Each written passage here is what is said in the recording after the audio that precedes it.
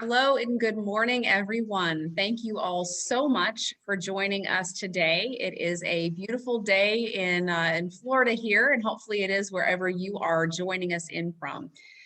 Good morning. My name is Chelsea Dooley. I'm a care advisor with NeuroChallenge Foundation for Parkinson's. I see several of you are just starting to roll in now. So again, if you're just now hearing me, thank you so much for joining us today. Today is our fourth session of the We in PD series. Today is planning, preparing, and partnering together for long-term neurological illness.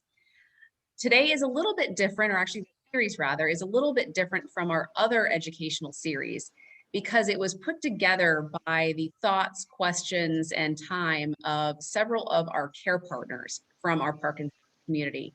Together, over 18 of them put together their ideas and thoughts, and all 18 of them combined have over 225 years of caregiving experience.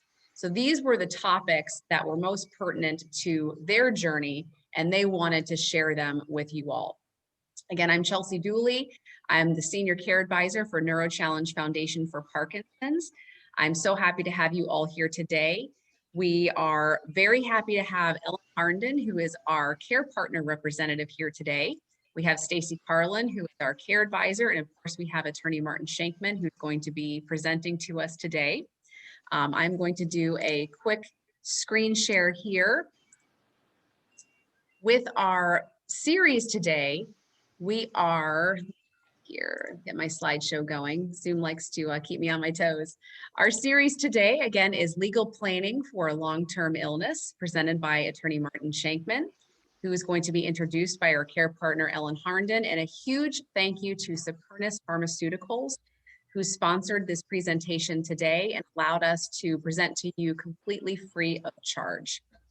Again, our attorney is going to be formally introduced by Ellen Harnden, but a thank you to Martin Skenkman for his time today and all of the information in which he is going to provide. Without further ado, I will introduce Ellen Harnden. Thank you for being here, Ellen. Well, thanks, Chelsea. And hi, everybody. As she said, my name is Ellen Harnden, and I'm the caregiver for my husband, John, who's had Parkinson's for about 13 years. And we are blessed to be able to say that he is still very independent. Prior to that, I was the caregiver for my father-in-law, who had a heart attack and lived with us, including when he was on hospice. And then after that, my mom, who we had to put into a nursing home, and I had to go through the process of applying for Medicaid and everything with her. All of those experiences have made me an advocate for planning ahead. I always said I can deal with anything if I know what it is, and that includes all the legalities. When we moved to Florida, we learned that the wills and all the paperwork were different than they were in New Hampshire. And it was a very rude awakening for me when I learned that I could not have my prior choice for executor of the wills because she was not a blood relative and she did not live in Florida. So I had to do some real soul searching of what to do for the next step. That's better to do when you have the time to make those decisions than having to rush. And there's no one better to make that case for planning for the chronic illness than attorney Martin Skenkman. His firm, Skenkman Law, focuses on estate and tax planning. And he's founded chronicillnessplanning.org, which educates professionals on this. And he speaks frequently on those topics, and I'll let him explain all those. So it's my great pleasure to welcome attorney Martin Skenkman. If anyone has any questions, just real quick, I forgot to mention, if anyone has any questions for attorney Skenkman, please put those in the Q&A and I will get to them at the end of the presentation. Thank you. And you can call me Marty. That works too. So let's see if we get this working. Could you, sorry, just confirm, oops, hang on.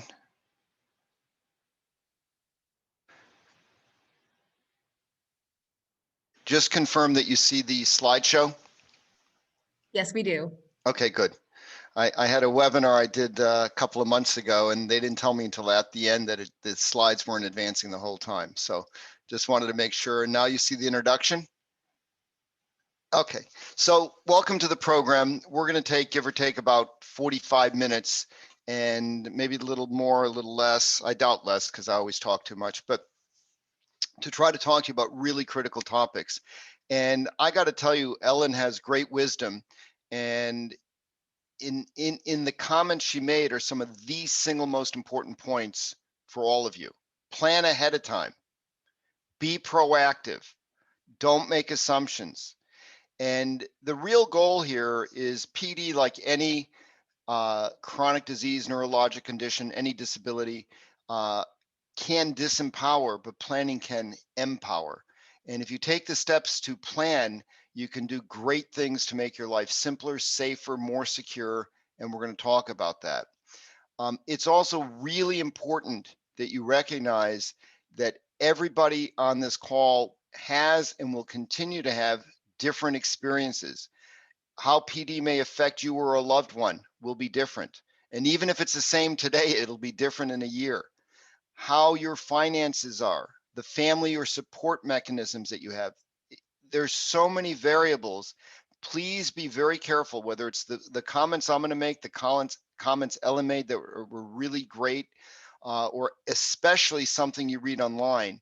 Make sure it works for you and your circumstances, because everybody's different.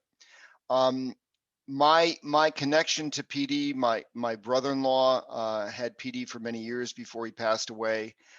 My wife, Patty, was diagnosed 13 years ago with multiple sclerosis. So this is a journey that I share with you, even if slightly different, not really.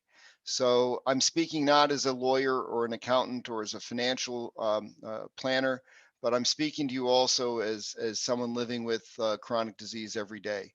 And it certainly has heightened my perspectives on all of this.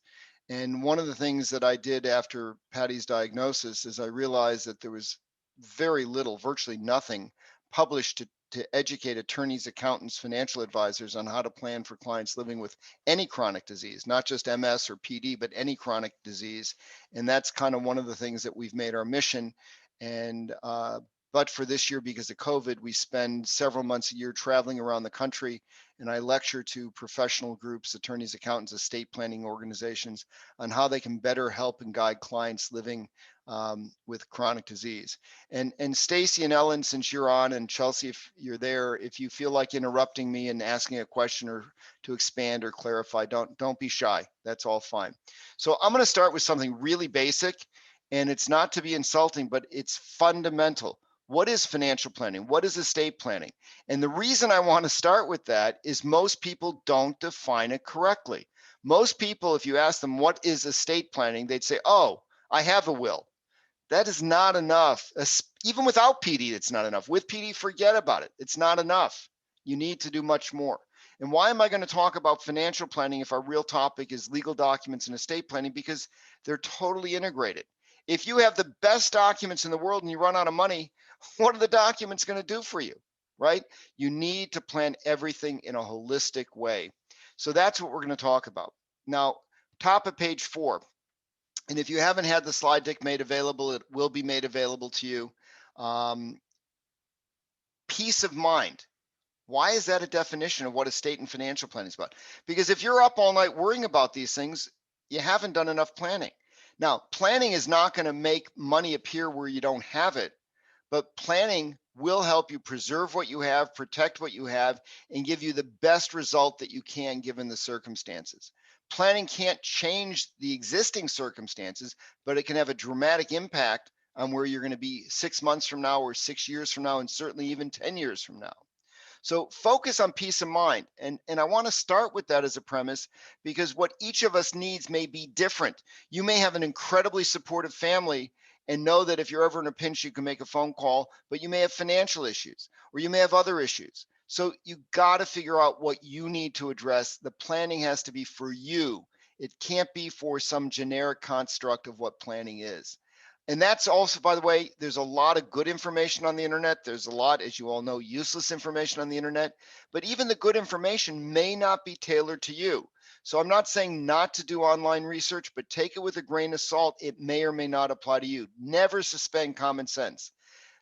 To me, planning, the talk that we're doing right now, if I can't give you practical, actionable steps that protect you and your loved ones, then we haven't accomplished our goal. Planning has to be focused on practical, actionable steps.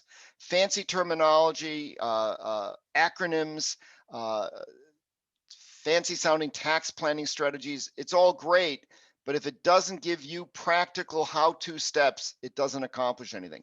And one of the things that I've done, and I know it's completely redundant, we're not going to talk about it, but I'm going to point it out, is I've broken planning down into 12 steps because I think it's easier if you tackle a step at a time. And at the end of each step, I have a checklist of things to do. Some of them are new items, some of them are repeats of the items that are in the prior slide. But the point is, I want to make this practical. If you don't get started and you don't take notes and you don't move forward, you're not going to have anything done. Listening to this discussion and 6 months from now saying, oh, that was an interesting discussion. He made some good points.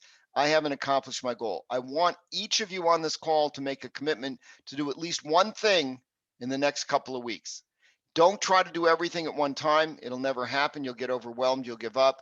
Pick a step, do it, and then go on to the next step. And that's how all the slides are set up. Now, another key point. Lots of times when people hear the word estate planning, they think, oh my, this, I don't want to talk about dying.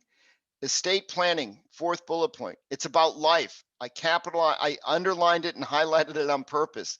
Estate planning done properly is more about your life and giving you a better life and a more safe life and a more financially secure life than it is planning for death. So that's what we're going to talk about. Let's be upbeat about this. Hopefully all of you have a long time to go and we're going to help make it better. Now, for people that are wealthy, and I'll leave that as a vague, undefined term, tax planning is vital, but we're not going to talk about that. If you have enough wealth to worry about taxes, you have enough wealth to hire a lawyer, an accountant, a financial advisor to guide you on some of the tax planning and other steps you need to take. I'm not saying it's not important. For many people, it's vital, but that's not where we're going to focus today. And by the way, if you are very wealthy, every single thing we're going to talk about is really critical for you. And frankly, I will share with you that so often when I see wealthy clients that have PD or other chronic diseases that had been working with another law firm, they may have had phenomenal, sophisticated tax planning done, but the basic taking care of human being stuff we're going to talk about is often overlooked. So everything we're going to talk about is relevant for you wherever you are on the wealth spectrum. And by the way, in terms of wealth spectrum, I may say hire a lawyer. Well, if you don't have the financial wherewithal to hire a lawyer, you may use online services. And if we have time, we'll talk about how to do that in a better way that's safer and more productive for you. So we're going to try to make the comments and discussions applicable from very little wealth to a whole lot of wealth and everything in between. And if I miss something, just ask it in the questions at the end, because anything that I say to do, we can give you a practical, lesser cost or a more sophisticated, higher cost approach. It's just like the three bears in the porridge, right? You don't want it too hot, you don't want it too cold, you want just right for you. Now, what is financial and estate planning living with PD? We talked about it generally. What's unique about PD? In some sense, everything. In some sense, not much. What do I mean? In the sense of not much, if you're living with PD or a loved one is living with PD that you're caring for, helping, you need the same basic documents everyone else needs. You need a lot of the same planning concepts addressed that everyone else does. And what you're going to find as we go through this is that little tweaks, little changes may be all it takes to modify planning steps or documents, legal documents, to make them work much better for you. You're not reinventing the wheel because you have PD or a loved one has PD, but you need to focus on some of those tweaks and make sure whether you're doing stuff on your own online, whether you're using an attorney, an accountant, a financial advisor, you got to make sure that the nuances of PD as it affects you are considered. So it's really the same process, just tailored to fit you. And again, especially with PD, it's even more so planning about life. What do I mean by that? In many cases, when people do estate planning, they're going to focus on a will and planning for death. But when you have PD, you need more done to protect you as you get on in years. You need more to protect you as your disease may progress. And those are things that require additional focus.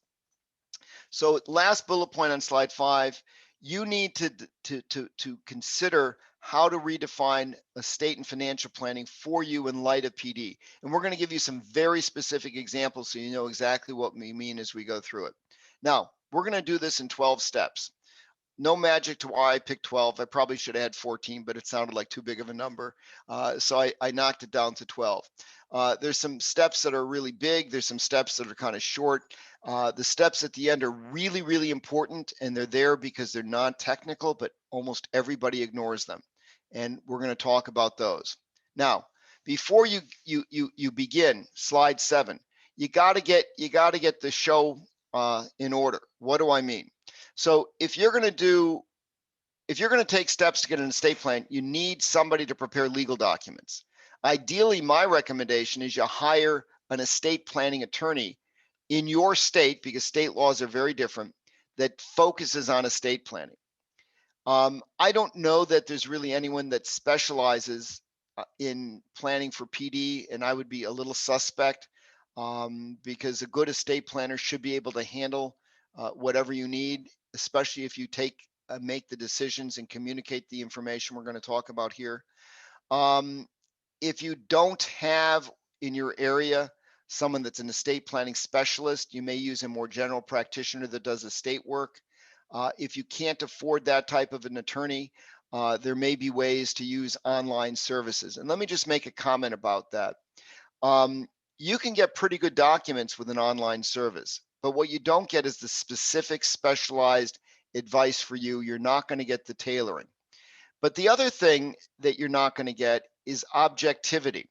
So if you go to an attorney or an accountant or a financial planner, they're objective. They're not going to mirror back necessarily what you say if they don't believe it's the right thing for you.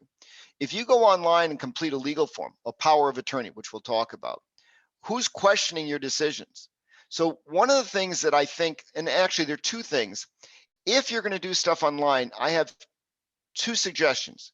First, and this is my big gripe with online services, the online services will let you go onto their website and prepare a form, power of attorney for financial matters as an example. I don't think they should do that. I think they should require that before you can unlock a particular legal document, you have to watch an hour-long video on what that document's about, what the terminology is, what the decisions are, and what it means. You need some background before you can even try to do this stuff.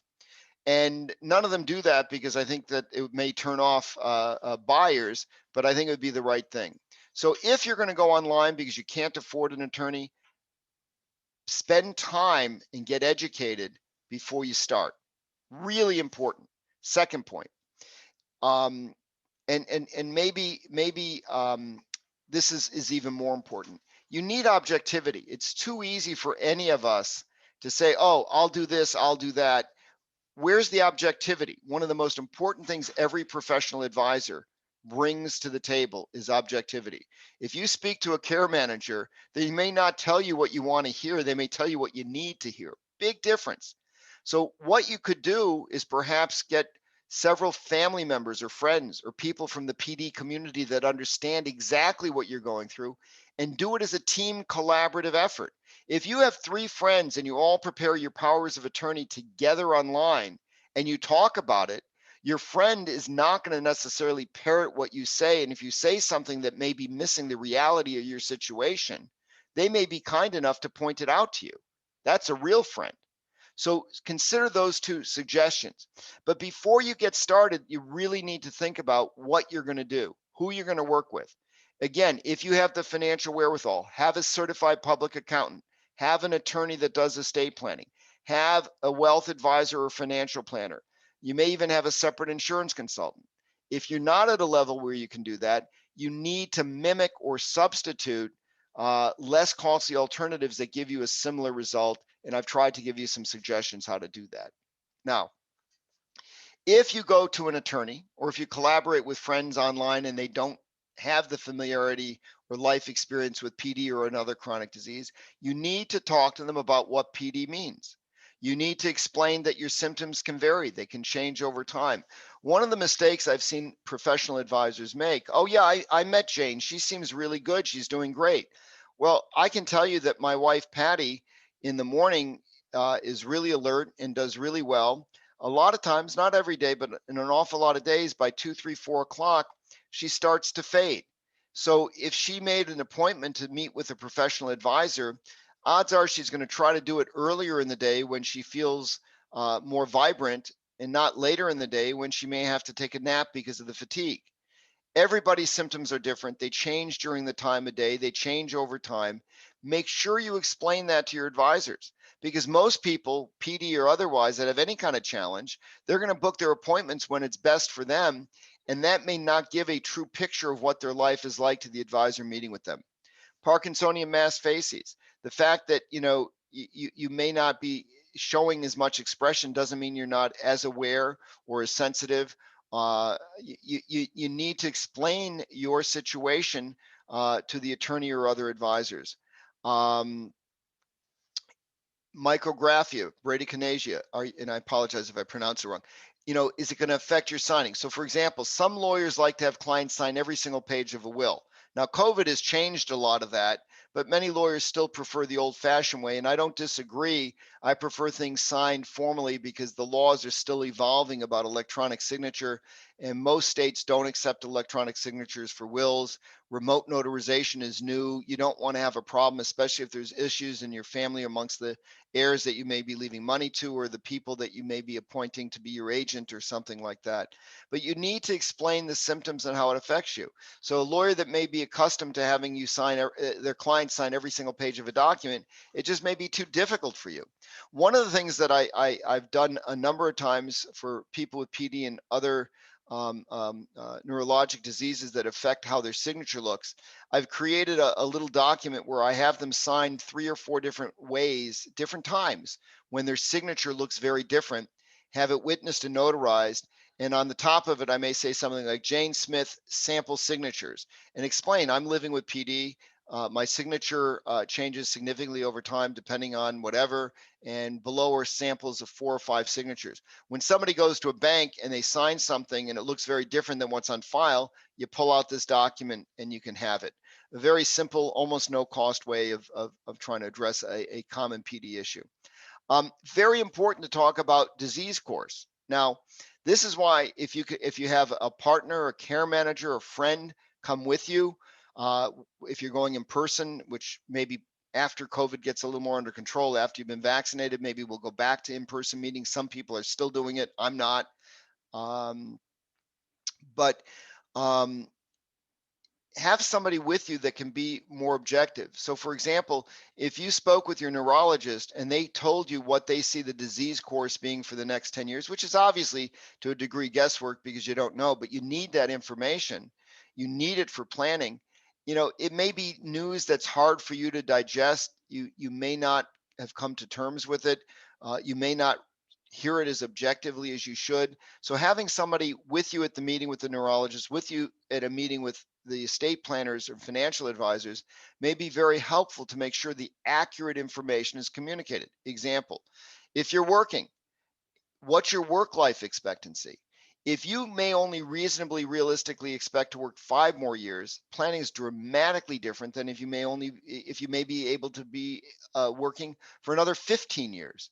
So you need to do that because that's going to affect your budget, how much you can save, how you should invest, and lots of other things. So you need to be able to communicate what your experience with PD is, not general information, but your experience. Okay, that's our background. That's our general introduction. Now we're going to dig into each of the 12 steps. And these are different intentionally and from common sense reasoning that I will explain than what most people anticipate from an estate or financial planning discussion. They're different because it's not just about getting a document. And that's clearly one of the take-home points that you're going to, if you didn't already realize, you will. Step 1, organize. Listen, Everybody can benefit from going paperless. Everyone can benefit from simplifying and organizing. I can tell you that one of the biggest challenges as an estate planning attorney, when new clients come to me, they don't even know where all their documents are. They have a trust here, they got a document there, they can't find this, they can't find that. The deed, yeah, I think we signed one years ago. People don't even know where their own stuff is. Organize, especially if you have PD or a loved one has PD. Even if you're the caregiver to somebody with PD, your time is precious. You're going to have demands on your time that you can't predict. If everything is organized and everything is scanned and paperless, boy, if you need a document, you may be able to access it in the cloud real quickly and get something done much more quickly than having to go back to a meeting at a bank or an accountant's office. Really valuable. So simplify, digitize, organize. Now, what kind of records on slide 10 do you want to simplify, digitize, and organize? Your medical information. As an example, my wife and I have separate folders on our laptop, and we have our laptops linked and backed up to the cloud, and through the cloud linked to each other, where all of her medical records, all of my medical records are saved. And within each of our little folders, I have a file for dentist, eye doctor, internist, drugs, lab work, et cetera, et cetera, et cetera. Organize everything, make sure you have everything. You will, if you haven't already, you will assuredly be sitting in a doctor's office and they may not have the radiology report from an MRI. They may not have a radiology report from a scan, et cetera, et cetera. It will be very helpful. When you want to go back and look at the history of how things have evolved, you want medical information. Emergency contacts. You know, you could put it in your phone with the smartphone with the acronym ICE, ICE, in case of emergency. So if you look up ICE, they all come up. I don't know why I didn't do that. I need to do that. But make sure you have all the basic contact data, cell numbers, relationships, what people should be called for.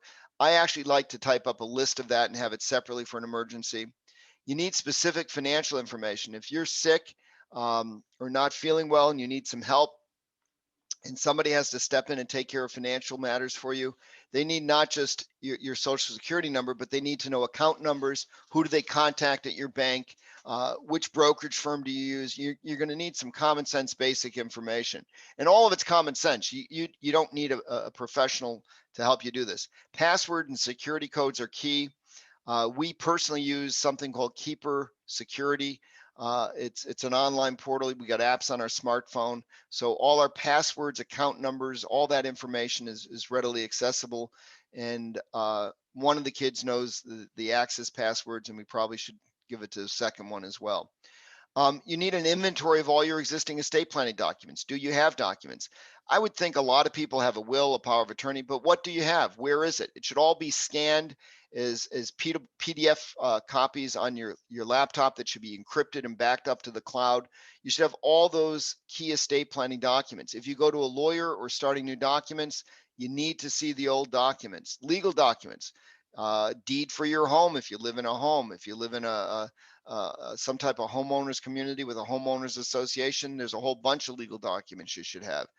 Did you sign a contract with a caregiver organization? Whatever key legal documents, car lease, should have all of those organized and saved on your laptop, financial data, budget information, and a financial plan. You got to organize your information. You can't plan if you don't know the facts. And no advisor can do their job right if they don't know what the facts are. On slide 11, I won't belabor it, but just a few points. I'm trying to give you a little more details on what to do in terms of organizing financial information. And here's just a couple of comments. We're going to talk in the limited time we have briefly about a revocable trust. You should really have a lot of your assets probably in a revocable trust. I'll explain that. Be careful using joint accounts. The joint owner may be able to empty the account. And while, let's say your oldest daughter is the most trusted person and so on and so forth, and she's going to help you no matter what if you need help, and by having her name on the account, she can sign things and pay bills. That may be true, but you have to exercise caution, because there are just too many horror stories of the trusted family member abusing the situation and taking advantage of somebody. So just be very careful. In the middle of the page, duplicate statements. It can be a no-cost, great way to protect yourselves. Have a duplicate copy of every monthly statement sent by email or made available online to a trusted family member. My preference, if you can afford it, is an independent certified public accountant, a CPA. So somebody's monitoring your finances. If somebody starts to take advantage, you got to have somebody watching the cookie jar. It's just too easy as you get on in years, or disease progression, or even if you're perfectly healthy, but you're a caregiver and there's just, you had a bump in the road, it's tough, and somebody scammed your account number at that particular time. You want somebody else to have access. So you want to organize all your records. Just at the bottom of the page, see what you can do to get everything on autopilot. My wife and I have every bill that we can auto paid, auto billed to a credit card, and the credit card's auto paid automatically every month out of the checking account. If a particular vendor, let's say the utility company, won't charge the credit card automatically, we have it automatically credited against our checking account. She monitors, I know, she monitors everything, but sorry about that, putting everything on autopilot is a great way to save time. If there's a difficult period of time that you have, you're not feeling well, or you have extra responsibilities, or there's a family matter, having everything on auto pay makes everything much easier. The reason we favor having things paid on credit card is not because of the points, which we don't really seem to use, but rather because some of the credit card companies have really robust fraud detection programs. So we just feel it's an extra layer of caution and protection to take advantage of that. So those are all things to do. Have every deposit you can on auto deposit. You don't want to go to the bank. You don't want checks mailed to your home that somebody can pilfer, or look in your mailbox and get information. Financial planning, just the basics, the best will, best power of attorney. You can have a great power of attorney or revocable trust to empower somebody to manage your assets if you need help. But if you don't have adequate resources, you're going to run out of money. The best legal documents don't help. You got to start with a budget. And even if you think you're wealthy, you need a budget. A budget is not a 4-letter word. Everybody needs a budget. Your investment allocation, what's being done with your assets. You don't want to have inflation, which is very low now, but it will be back at some point. You don't want it outstripping your earnings. You got to revisit your investment allocations, because bonds are paying almost nothing now. You got to meet with a financial advisor. If you can't afford a financial advisor, then use some of the online tools. But a lot of the big investment firms have incredible online tools and will make advisors available for almost no cost or no cost. So take advantage of all that. And a couple real quick thoughts on the bottom of page 12. These are my simple-minded financial planning tips, just to give you, I think sometimes simple examples illustrate a point. If you shoot a rocket to the moon and your aim is an inch. I don't know why this is happening. I apologize. If you shoot a rocket ship to the moon and your aim is off by half an inch, hang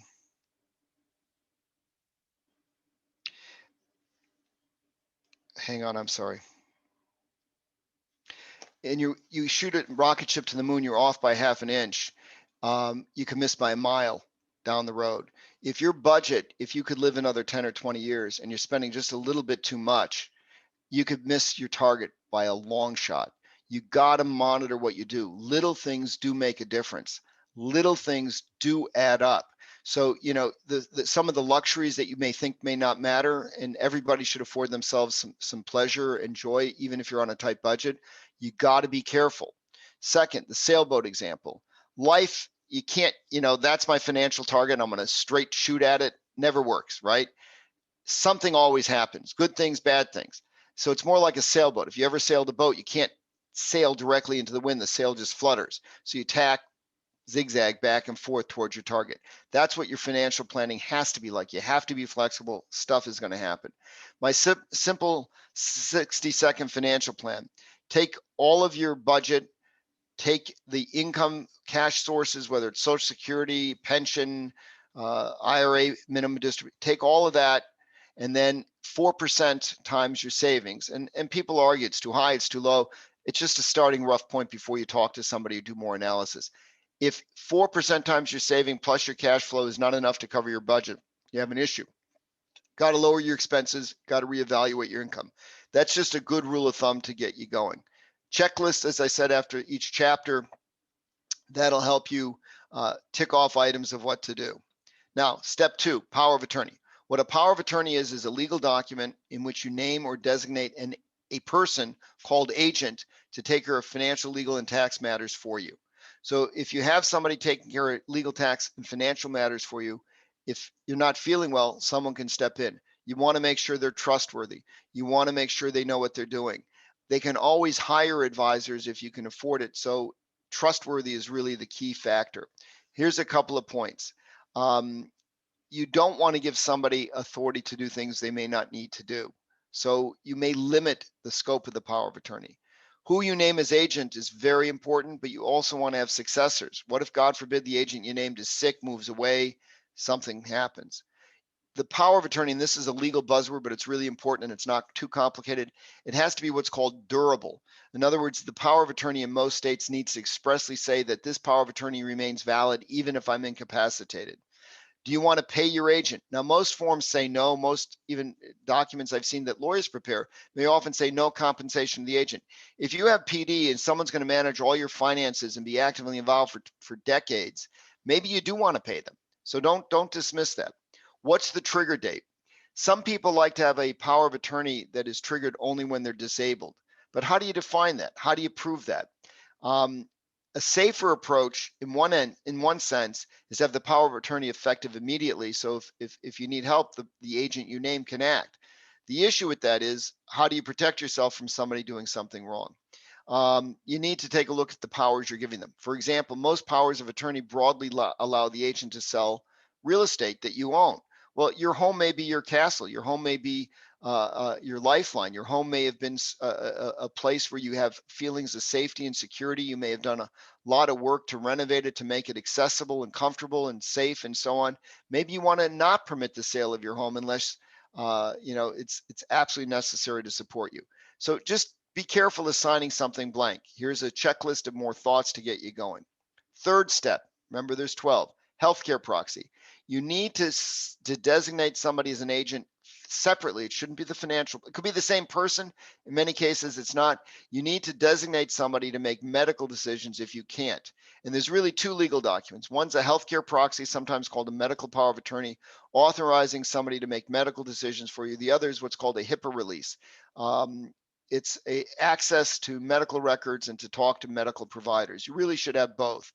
You need to name an agent, you need successors, you need to evaluate in the healthcare proxy in particular what powers you're giving somebody. You must make sure it's signed in conformity with state laws. Not only do the rules differ, but with COVID, everything's different as to what's permissible electronically. I put in something I don't see many people do. I give the agent the right to move the person to another state or facility. So what if you're in a hospital that won't carry out the wishes you want? What if you're in a state that won't permit you to have the wishes you want? Permit change. Religious concerns is another whole topic. If you have any religious beliefs or concerns, make sure those are reflected in the document. Do not sign a standard form thinking, oh, it's okay, it's standard. To the contrary, many of the so-called standard forms violate fundamental religious beliefs of many different faiths. So just make sure you address that if it's a concern for you. With PD, you may want to make sure to include in your health proxy a guardianship designation. In some states, some lawyers, they'll do this as a separate legal document. I've done it, and I think it's effective inside the health proxy. And I state that the person that we designated to make healthcare decisions, that person can also be the person that should be appointed by a court if I ever need a guardian. If I trust somebody to pull the plug or make life and death healthcare decisions, wouldn't that be the same person I would trust to be my guardian? I don't want a judge making a decision if I can communicate who I want. Lots of different issues, and slide 20 gives you some more, and there's a checklist on slide 21. Now, there's another document, and I apologize that they sound a little confusing. I didn't make up the terminology. A living will has nothing really to do with a will, and it's a healthcare document, just like the healthcare proxy and HIPAA release, but it's a separate legal document. I know it's confusing. I didn't make it up. It just is how it is.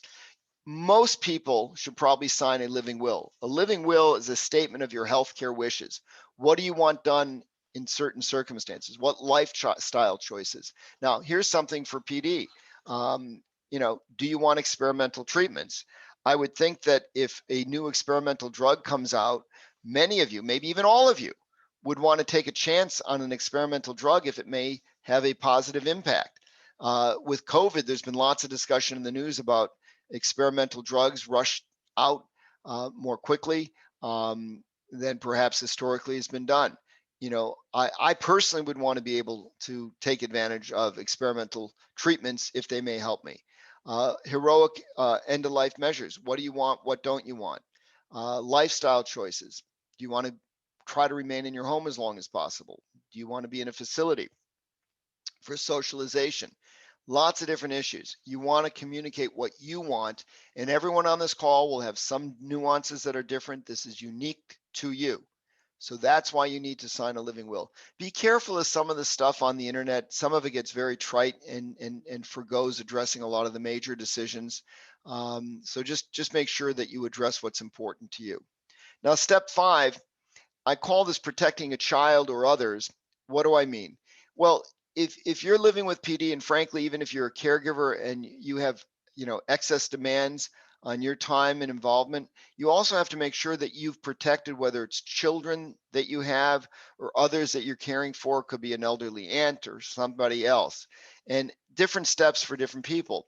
So if you have a child, you got to make sure the power of attorney authorizes, if you have a minor child especially, or a special needs child, expenditures to help that child.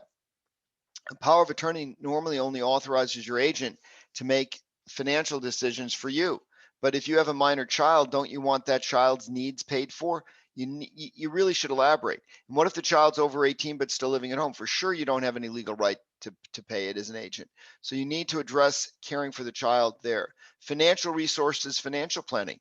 Life insurance, you know, maybe you have some and you convert it to permanent. Maybe you know, I don't know if you can get insurance. It may be at a costly rate, but you need to address in the financial plan what happens with a child or other family member that you're responsible for.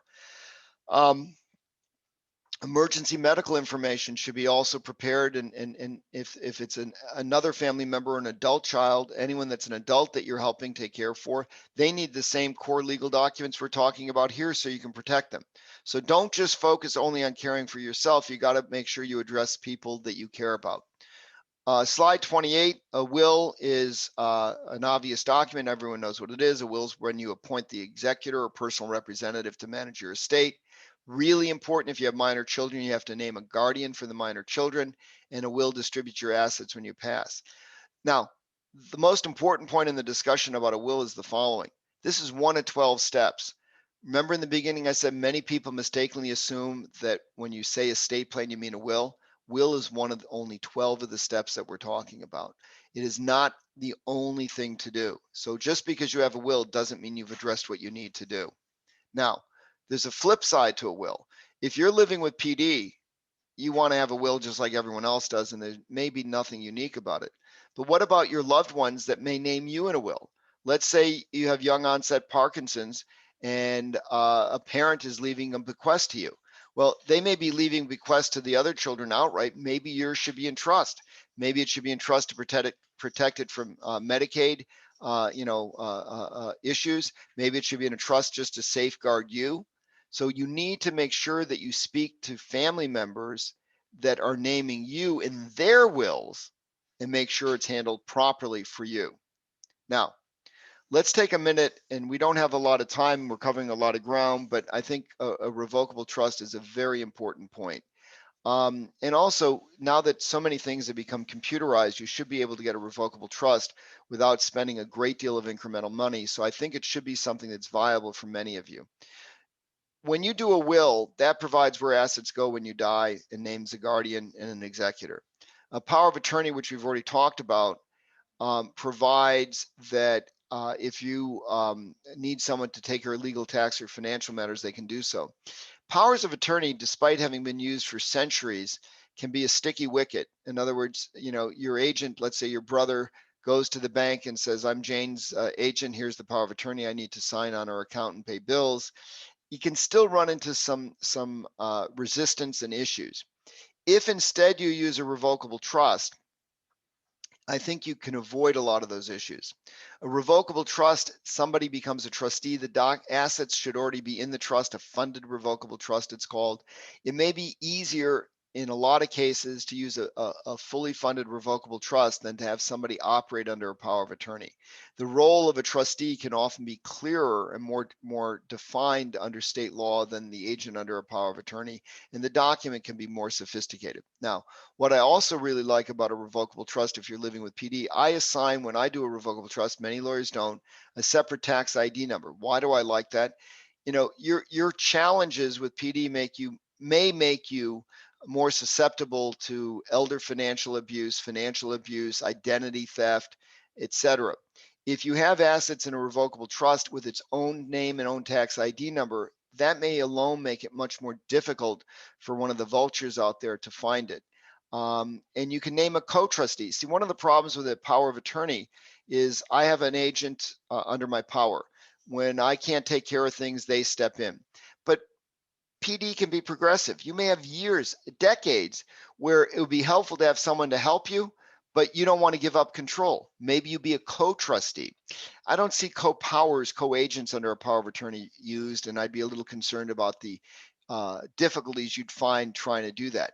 But you can very easily name a trusted person as a co-trustee, a trust company, a bank, a professional firm as a co-trustee with you under revocable trust. So it's a great way to really bridge the gap from being fine today to maybe not being fine, and making sure you're safeguarded. So that's another point. Final point, which is not, I don't think, in the slides, you can give somebody called a trust protector. You should jot that down, and I'll add it to the slides in the future.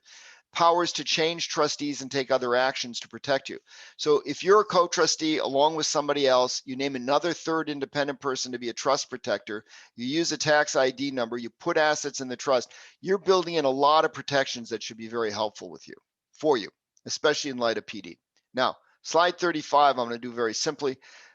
Insurance too often is the stepchild of planning. And I'm not just talking about life insurance. I'm talking about every type of insurance. If you have property casualty insurance, if you're still driving and you have PD, you know, what's your umbrella, your excess liability? $1 million? Nothing? Maybe you should bump it up. It may not be expensive. If you get in a car accident and the plaintiff's attorney finds that you have PD, they try to make hay out of it, even if it's not a factor in the cause of the accident. Make sure you have adequate liability coverage, business coverage, long-term care coverage.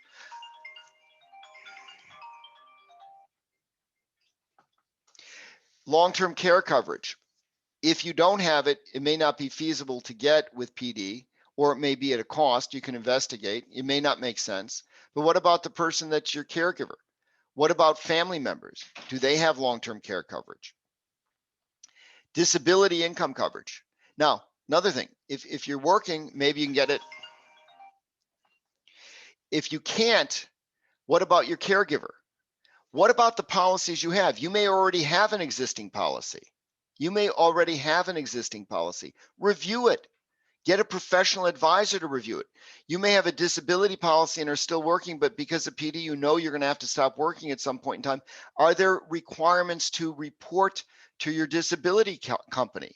There may be requirements in the policy you don't want to violate. So look at it all. Life insurance. I've seen too many people diagnosed with PD or other chronic diseases cancel their insurance. They're fearful. They're worried. Oh my, what's going to happen in terms of what's going to happen in terms of my job and you know, my income. So what they do is they go out and they cancel their insurance coverage. If they cancel their insurance coverage, they completely lose out. Maybe you sell it in the secondary market. Maybe you convert it to a paid up policy. Don't cancel life insurance if you have it. First, have it reviewed and look at all the options. And we've talked already about liability coverage. Your plan is not complete if you don't review all of your insurance planning. And once you've done it, every couple of years, review it again. So for example, you may be living independently and fine now with PD, but 5 years from now, you may have a caregiver, a professional caregiver living in your home. That may change your insurance needs, right? So make sure you take a look at it. Tailor everything to address what makes sense for you. Now, 39 is very quick and simple, but I just want to put it out because it's very important, and there's been some very significant recent changes. Many people think a will is really important. I can't tell you how many times over the years I've had clients where their house is owned jointly, they have beneficiaries on their retirement accounts, beneficiary designations on their life insurance, and other assets owned jointly. Their will doesn't even address any of their assets. and they think they need a will. So look at beneficiary designations, and similarly, same title to account.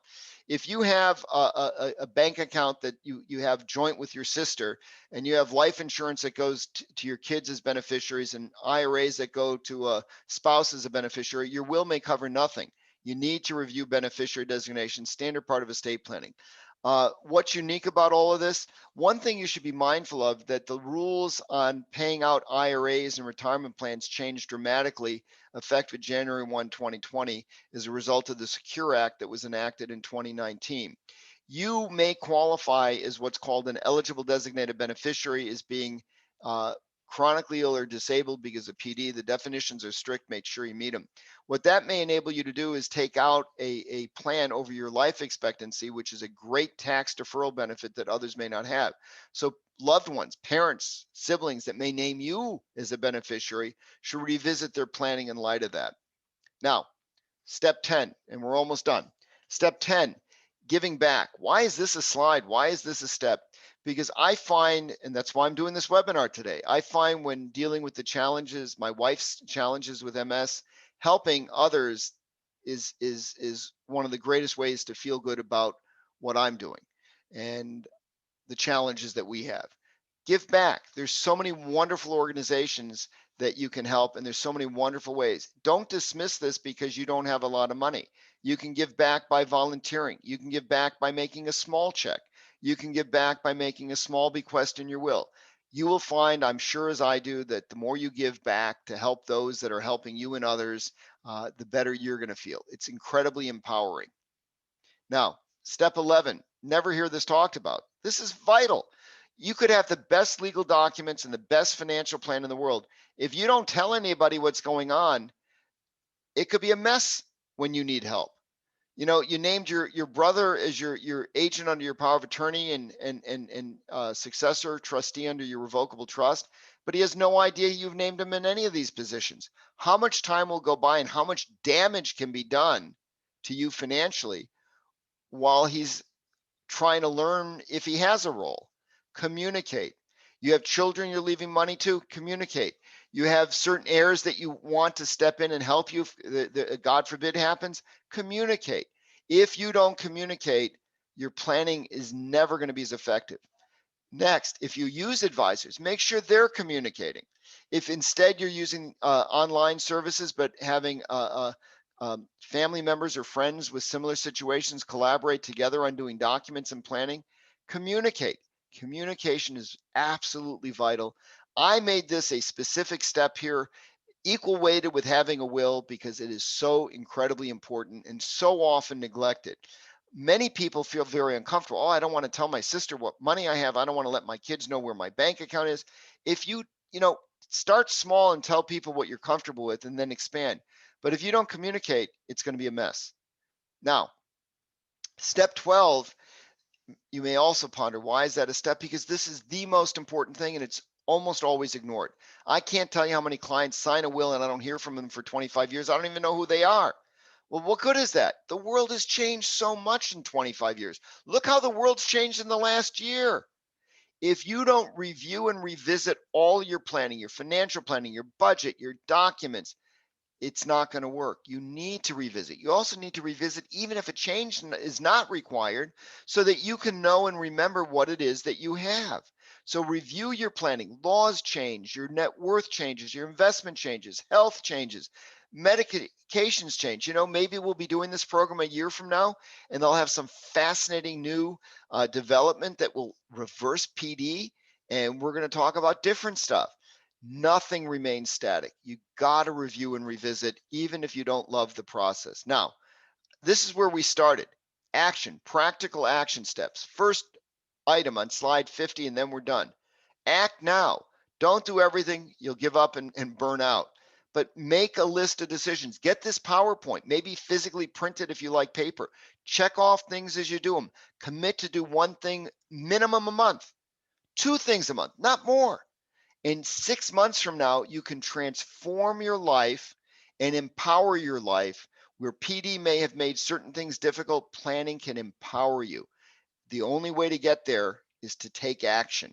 So that's what I encourage everyone on this call to do. And remember what I said in the beginning, it's got to be what works for you. Everybody's different.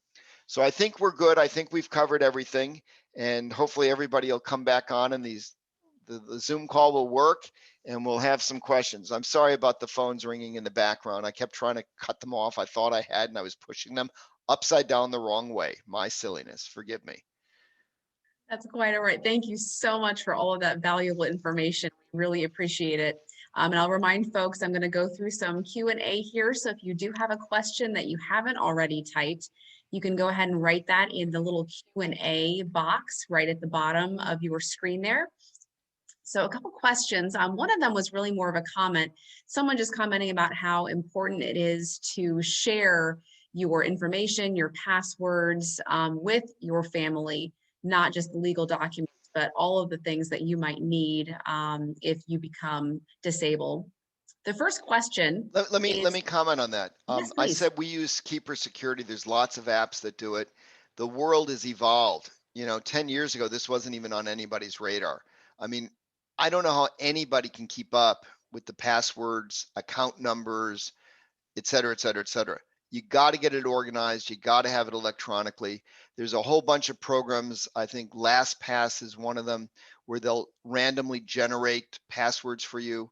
That's great if you use that, but make sure somebody has the access to LastPass. So I wouldn't provide the actual passwords, but I think the better way to do it is to get them organized in some sort of electronic system and give those passwords, because don't forget, you're going to change passwords all the time. And that's another important point.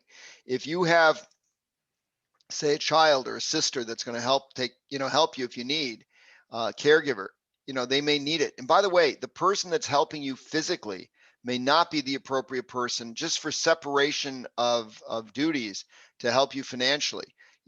If you have the same person that's in your home, living in your home, physically helping you, also knowing all your financial data, that makes me concerned. Checks and balances, really important. That's a great point. The next question is, do all assets go into a revocable trust if you set one up? No, that's really a good question. And if we had more time, we could do a whole program just on Rev Trust. You never, never, never, never, under current law, put, for example, an IRA or pension plan into a revocable trust, because that'll trigger all the income tax. That's bad. If you're a licensed professional, a doctor, and you have a medical practice, you can't put it in the Rev Trust. It's got to stay in your name. So those are two exceptions. In terms of putting all your assets in, I like putting a lot of assets in, because then the trustees have control over them. If you're not feeling well and you have a successor trustee or co-trustee, they can help. For many people, once you've excluded your pension plan and your retirement plan, that's a big chunk of assets that stay in your Social Security number. Maybe a lot of the other stuff goes in. Certain assets like annuities, you got to talk to the financial person that sold it to you, because they all have different rules. You may not be able to transfer it, and you may have adverse consequences. If you have even a moderate amount of money, and I'm being vague because it just depends on too many factors, and we can talk about your life insurance may be in a separate irrevocable trust. If you have a big estate, for sure you're going to have other trusts. So the answer would be definitely not all in a Rev Trust. So to end with the standard legal answer, that's the answer to every question that any human being ever asked a lawyer since the beginning of time, it depends. Thank you for that. Next question is, could you expand on why a person would need duplicate financial statements? I like having, for clients that have any kind of health challenge or just are merely getting on in years, somebody, a clean eye, not them, but a second person, see their monthly statements. And I'll give you an example. And it was a joy that one of the clients actually listened to me. So an elderly woman in her 90s, lovely woman, her accountant started to get, at my insistence, copies of all her monthly bank statements and brokerage statements. She was having some work done in her apartment. The accountant discovered that the payments to the contractor were like triple what the contract was. She just didn't realize it. She was getting older and it was just a little harder for her to focus, and the guy was billing her in weird ways. The accountant put it together, picked up a phone, called the contractor and said, listen, you signed a contract for X. I tallied it up and you're 3x and 22 cents. You better refund the money to her or I'm going to have to call an attorney. And it actually had a happy ending. The guy was caught. He refunded the money and all ended well. So you want somebody to monitor stuff. I've heard, it's less common now because of index funds, but over the decades, so many times where a financial person is churning or selling products with big, I just actually saw this last year. Somebody was sold, like 90% of their wealth was put into very high priced annuities with huge commissions. It was a disaster. The woman didn't realize it and somebody took advantage of her. Having a check and balance is really important. My preference, if you can afford it, is to hire an independent CPA. If you can't afford it, make it somebody other than the person named under your power of attorney. I would rather somebody that's not living in my house taking care of me, that's not the agent under my durable power of attorney, be in charge of this. Great, thank you so much. Someone is asking if you could expand a little bit upon times that might trigger someone to have their documents reviewed. For example, this person reviews documents that are online before hurricane season.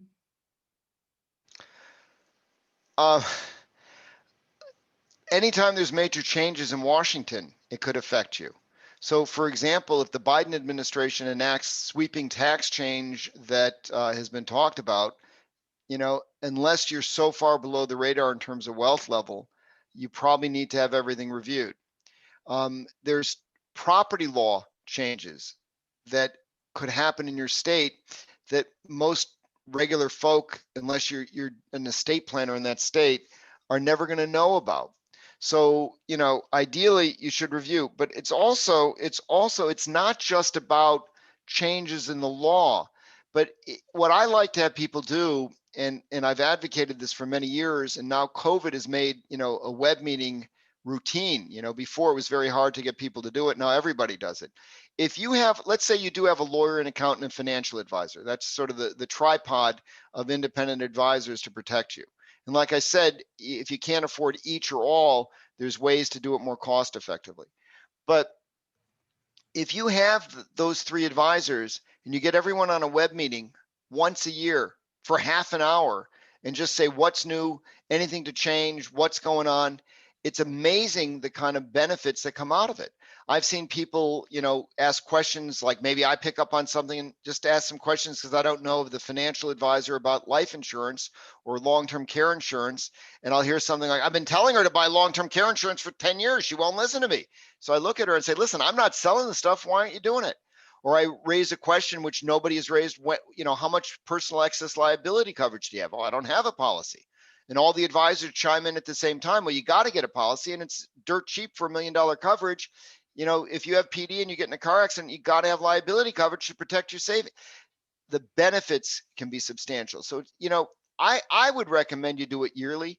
And, if you have to control cost, you do it as a Zoom meeting. I don't think you're really running into a lot of money. If you're doing this, on a lower cost level because you don't have professional advisors, get that group of 3-4 people that you're collaborating with and have an annual review meeting for each of you and really treat it like it's serious, because it is. Great, thank you. This person's asking, with the Secure Act, can you designate a beneficiary that allows you to stretch the IRA distributions beyond the 10 years? And what's the limit for stretch IRAs? It's life expectancy, and you can still stretch, but the general default rule of the Secure Act is unless you're one of what are called eligible designated beneficiaries, and there's 5 categories of it, and this has some very special significance for PD. If you're not one of those 5 categories, you have to pull it out at the end of the 10th year following death. 2 of those 5 categories are people that are chronically ill or disabled. Now, you got to be very careful because you may have some significant challenges yet not meet the tax law definition of chronically ill or disabled. If you do meet those definitions, you can stretch out the payments over your life expectancy. So if a parent has 4 kids and one has PD, and the child with PD could get the IRA and take it out over the life expectancy, from an income tax perspective, that's a grand slam. Maybe they rejuggle their plan where it used to be divided equally to the 4 kids, give the entire IRA to the kid with PD and adjust their will accordingly. So that gets a little complicated, and I don't think you should be doing that without a lawyer. If the whole IRA has 20 grand in it, it probably doesn't pay to bother. But if somebody has $500,000 in an IRA, something significant, I would really sit down with an estate planning attorney and figure out how to do that. But the first step is you got to make sure that the heir with PD will qualify, because it's not always assured either. Great, thank you. And we had a couple folks just asking I'm going to about. interrupt. I'm going to interrupt. That's a good example of how laws can change. The Secure Act, I think there was a lot of press in the general media about it, but I'm not sure everybody realized how dramatic it is or what to do about it.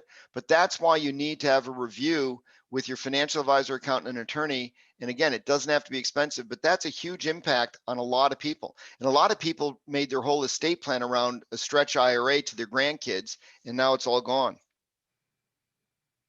Thank you so much. The last 2 questions I will just address. They were asking about these slides, and yes, Attorney Skenkman, or Marty rather, has graciously offered to share his slides. They will be put up on our website probably a couple of weeks after the conclusion of the We and PD series. So yes, those will be able to be viewed, as well as his presentation as a whole, to revisit some of these informational slides that he has for you. Those are I all also the gave you, I think, an article I wrote for a tax journal on planning for PD. If you have that, you can share that too. If you don't, if you email me, I'll send you that, and you can certainly give that out to people. Fantastic. Thank you so much. Those are all the questions that we have. So if you don't mind, Marty, if you don't mind stopping the share, I'm going to put up one more thing, and then I'm going to introduce our care advisor, my coworker, Stacy Carlin. She is going to be telling us some more information about how NeuroChallenge and our care advising team can help you put some of these information into or put them into your own life rather, and help you act on some of this information today. Thank you. Well, hello, Chelsea, and thank you, everybody. My name is Stacy Carlin, and I am one of the care advisors with NeuroChallenge Foundation. We have just heard so many ways that we can legally prepare and plan for a long-term illness or a disease. We really want to thank Marty Skenkman for all of this phenomenal information. Those 12 steps of organizing, getting a power of attorney, getting a healthcare proxy, a living will, protecting your children and others, getting a regular will, creating a revocable trust, reviewing insurance, reviewing your beneficiaries, giving back, communicating, and reviewing and revising your stuff was phenomenal. That was so much good information. Our care advising team has been compiling resources, and we do have available elder law and estate planning attorneys if you need them in your local areas, if you're outside of our service area. We do have a complimentary initial estate planning consultation for a local attorney for those of you in this area if you would like it. I just want to take a moment to tell you a little bit about who we are and what we are at NeuroChallenge. NeuroChallenge is a local nonprofit dedicated to improving the quality of care for people with Parkinson's and their caregivers today. We are a nonprofit based in Sarasota, and we have a 4-pronged approach where we do therapeutic programs, support programs, educational programs like this one today, and our care advising services. Chelsea, who you've seen, myself, and Ellen Schaller are your 3 care advisors for NeuroChallenge, and we service 6 counties in Florida. Each of us have areas that we work with. I am your Pinellas and Manatee County care advisor. However, right now, we are virtual and we have no boundaries. We are reaching people from all over the United States and even into Canada and other countries. We serve and talk to people everywhere, and we assist them in finding resources in their local areas. So what exactly is a care advisor? Well, first off, we do not provide medical treatment or medical advice. We're not a clinical organization. We provide resource recommendations in the community that range from getting local exercise programs for you. We can help you gather online resources. You might need physical therapists or occupational therapists or speech therapists who have certifications in something we call LSVT, loud and big. You might hear those names come up with us. We can help you find transportation services, move management specialists, other care managers, and like we said today, elder law and financial planner and estate planning attorneys. Lately, we have seen a high request for those looking for information on companion services and personal care agencies, along with mental health resources. What we can do is provide individual support to help you navigate the complexity of managing Parkinson's disease. We can help you explain the various motor and non-motor symptoms of the disease and how it can impact the everyday life and stresses that can result from it. As I said, all of our offices are currently closed, but we are doing all of our care advising virtually. We can do that through Zoom, Google Meet, over the phone. Our goal is to connect people in our community and provide them the support in whatever way that is possible for them, whether it be local or internet or anything outside of the area. Another aspect that we do is facilitate programs and groups. Our support groups are a large part of what we do. We have various support groups. Thursdays are a designated day while we're virtual, where we have a Care Partner Connection support group hour at 10 in the morning. And then at 11:30, we have a power hour for people with Parkinson's to come on and connect. We also have monthly men's groups, women's groups, combined groups, and a young onset group. Another part that we do is facilitate our therapeutic and education programs. On the therapeutic side, you may have joined us or have seen that we do dancing programs, yoga programs. We have creative writing and an expressive arts and a laugh to feel good, an improvisational program just to get rid of the heavy. We also have the educational components like you're viewing today. We've had mental health series and a complementary therapy service series, and we're also discussing new ones to round out 2021 with. Again, all of our programmings are virtual, and we are doing over 50 monthly programs a month that you can reach out and be part of. We are able to provide all of these services free of charge because we have wonderful people like you who keep coming back, and we know many of you are individual donors. We have amazing community partnerships that we continue to have, and we also have virtual sponsors who are helping provide platforms like today's presentation. If you would like to contact us, please, our number is on the screen. It's 941-926-6413. You can email us at info@neurochallenge.org, or you can reach our website at www.neurochallenge.org. I really appreciate it today. I hope you all learned as much as I did. Thank you so much, Stacy, and thank all of you for being here today. We are very appreciative of Attorney Skenkman, or Marty rather's time. Thank you to Ellen Harnden, our care partner, for her introduction and her story and sharing with you all today. Of course, a thanks to all of our care partners who helped put this series together. And again, I remind you all that they have a combined over 225 years of experience. So I know that this information is so valuable to all of you out there. As Stacy said, please don't hesitate to reach out to a care advisor for more information. We do have plenty of resources for you. And hopefully we will see you on the next and the last series, actually, next Friday, the 12th, for understanding your VA benefits. Thank you all and have a wonderful afternoon.